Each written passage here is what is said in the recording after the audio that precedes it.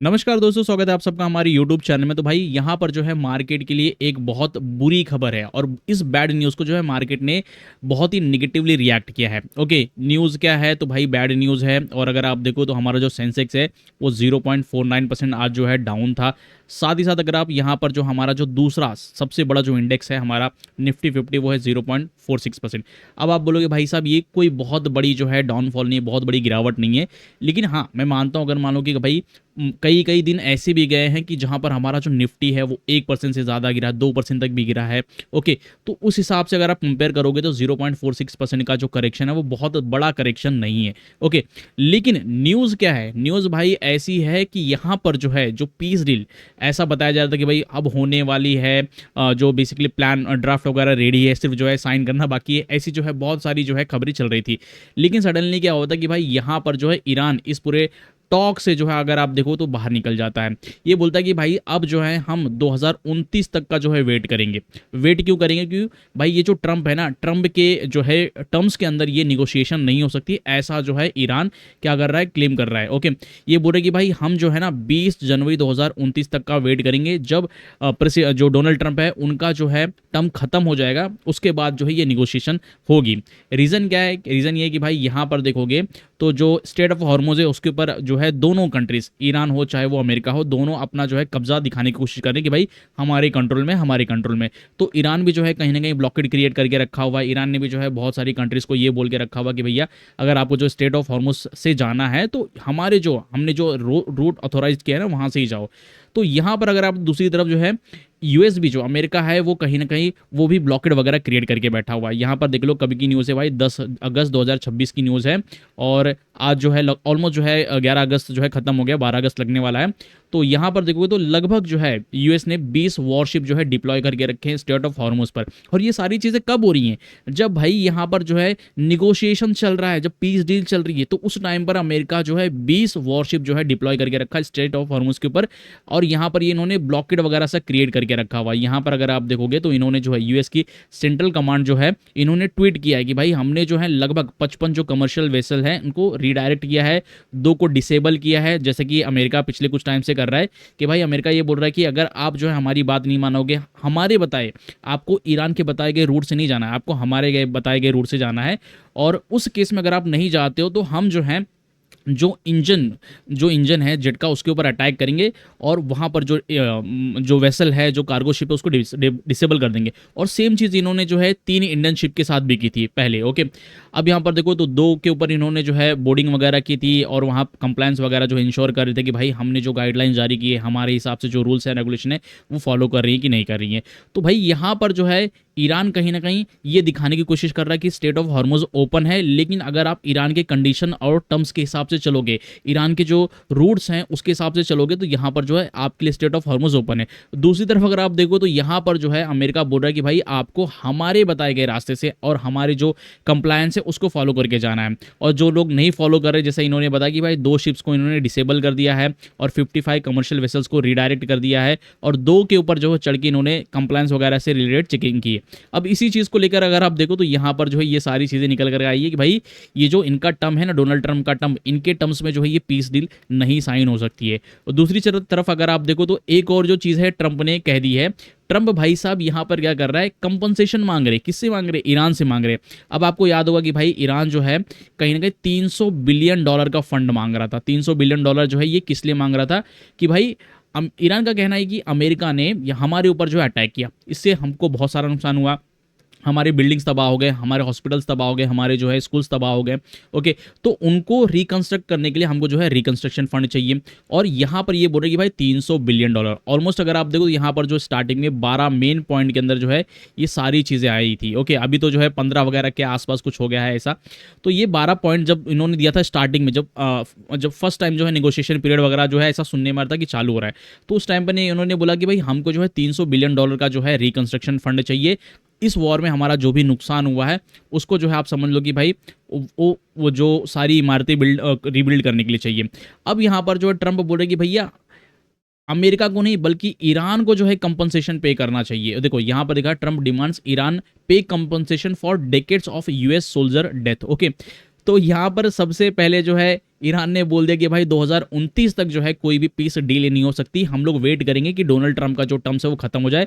दूसरी जो चीज निकल हुई है भाई, ट्रंप उल्टा जो है अब कंपनसेशन किससे मांग रहे भाई, ईरान से मांग रहे कि जो सालों से जो है ईरान ने हमारे यूएस सोल्जर्स को मारा है, उस उनकी डेथ का कंपनसेशन चाहिए। इन्होंने जो है ये चीज़ भी बताया कि भाई अक्टूबर 2000 में लगभग जो है हमारे जो यूएस नेवी डिस्ट्रॉयर थे यूएसएस कोल, उसके ऊपर जो है यहाँ पर क्या है यमन में अटैक हुआ था। तो बेसिकली जो है ये जो जहाज था ना यूएसएस कोल, ये यमन के डॉक पर गया था रिफ्यूलिंग के लिए, और वहाँ पर जो है आपको पता है कि बता दो आपको, तो यहाँ पर जो एक सुसाइड शिप आती है, बेसिकली जो एक शिप आती है उसके ऊपर बहुत सारा एक्सप्लोजिव भरा होता है, और ये जाकर ये जो यूएस डिस्ट्रॉयर है उसके अंदर जो है ये क्रैश कर जाती है, और उसके बाद ये ब्लास्ट हो जाता है, और इस पूरे ब्लास्ट के अंदर जो है लगभग 17 लोगों की डेथ होती है। हालांकि अगर मैं बात करूं तो यहाँ पर जब भी ऐसा कुछ जो है इंसिडेंट होता है तो ज़्यादातर जो है जो कंट्रीज होती है वो जो कैजुअलिटीज है वो छुपा देती है, तो हो सकता है कि ये नंबर जो है 17 से ज़्यादा हो सकता है। ओके, तो यहाँ पर इन्होंने बोला कि 17 जो यूएस सेलर्स है उनकी डेथ हुई थी, और बहुत से लोग जो है घायल हो गए थे। ओके, तो उनका भी अगर ईरान कंपनसेशन मांग रहा है तो ईरान को जो है कहीं ना कहीं ये जो 17 सेलर्स है उनकी डेथ का उनकी फैमिलीज के ऊपर जो बेसिकली अगर आप देखोगे जो फाइनेंशियल प्रेशर होगा तो उसका जो है कंपनसेशन यहाँ पर ईरान को देना पड़ेगा। दूसरी जो चीज़ है कि यहाँ पर ट्रंप ने ये बोला है कि भाई पिछले 50 सालों में जो है ईरान ने बहुत सारे प्रोटेस्टर्स को मारा है। ओके, उनकी फैमिलीज को भी कंपनसेशन मिलना चाहिए।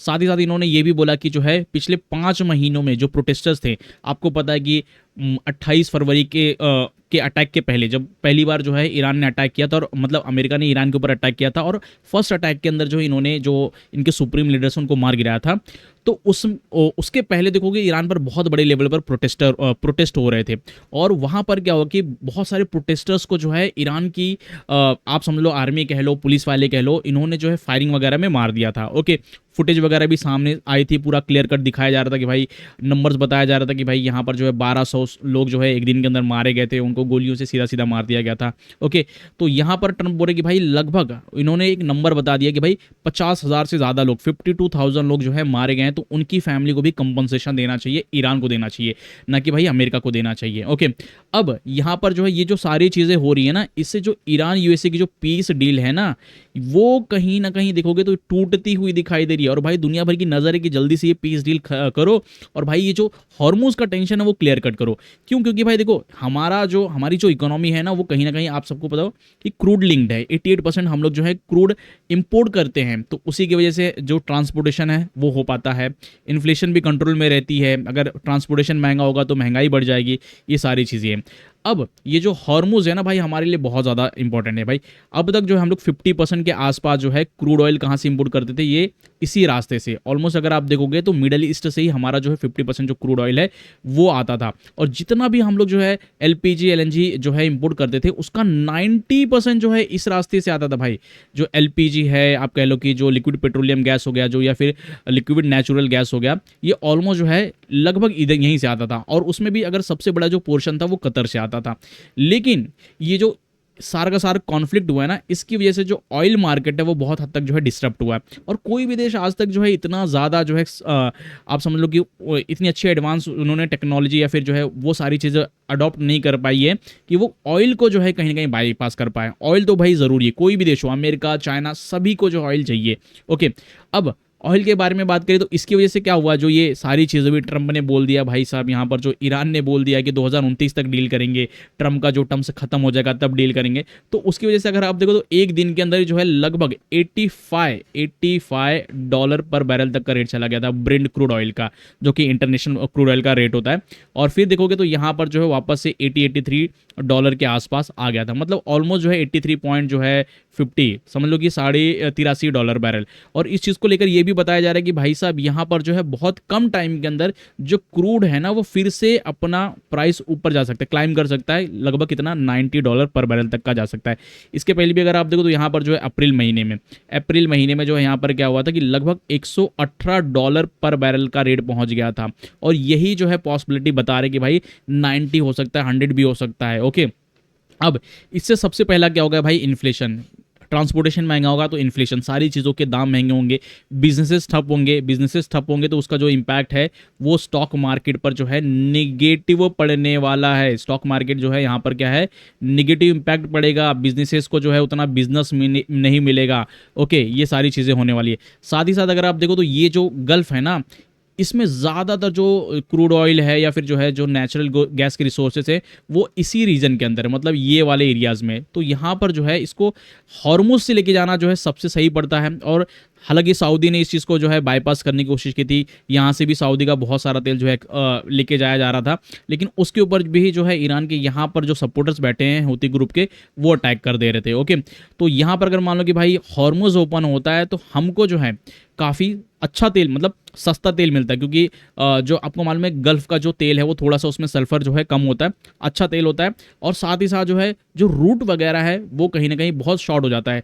जैसे यहाँ से अगर हम लोग जो है क्रूड ऑयल खरीदेंगे तो वो हमको जो है कम टाइम में मिल जाएगा, मतलब 10 से 15 दिन के अंदर जो है वो इंडिया पहुंच जाता है। और उसके ऊपर जो शिपिंग चार्जेस हैं, जो इंश्योरेंस प्रीमियम बहुत कम लगते हैं।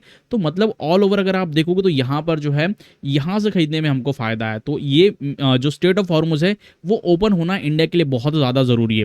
दूसरी जो चीज़ अगर आप देखो तो यहाँ पर जो है हमारे जो ऑयल मिनिस्टर हैं हर्षदीप सिंह पुरी जी, ये बोल रहे कि भाई हम जितना भी जो है एलपीजी इंपोर्ट करते थे, ओके, उसका 67% अब हम अमेरिका से कर रहे हैं। ओके, ठीक है, ये मानते हैं कि भाई हम जो हैं एलपीजी अब अमेरिका से खरीदने लगे, लेकिन अमेरिका का डिस्टेंस बहुत बड़ा लंबा है। यहाँ पर अगर आप देखो तो भाई ये अमेरिका है, यहाँ से अगर मान लो कि कोई एलपीजी या फिर क्रूड ऑयल आना है तो वो पूरा अफ्रीका घूम कर आएगा, अफ्रीका पूरा घूम कर आएगा, जिसमें शिपिंग चार्जेस जो है बढ़ जाएंगे, साथ ही साथ जो है इंश्योरेंस प्रीमियम बढ़ जाएंगे। और सबसे बड़ी बात है कि भाई ये लगभग 50 से 60 दिन का टाइम ले लेगा। अगर मान लो कि यहाँ से कोई क्रूड ऑयल निकलता है और वो यहाँ तक पहुँचे इंडिया तक, तो 60 दिन, 50-55 दिन बड़े आराम से लेके चला जाएगा।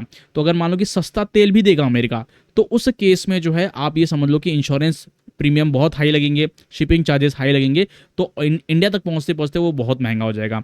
तो यही जो है न्यूज़ है कि भाई यहाँ पर जो है स्टेट ऑफ हॉर्मुज हमारे लिए ओपन होना बहुत ज़्यादा ज़रूरी है, इनफैक्ट दुनिया के लिए भी बहुत ज़्यादा ज़रूरी है। और उसके ऊपर अगर आप देखो तो कोई पॉजिटिव न्यूज़ नहीं आती हुई दिखाई दे रही है। ट्रंप एक तरफ से अलग जो है स्टेटमेंट देके बैठा हुआ है, ब्लॉकेट वगैरह करके रखा हुआ है। दूसरी जो चीज़ है कि भाई ईरान बोल रहा है कि यहाँ पर जो है 2019 तक जो है हम लोग क्या है वेट करने वाले, जब तक जो है ट्रंप का जो टर्म है वो ख़त्म नहीं हो जाता।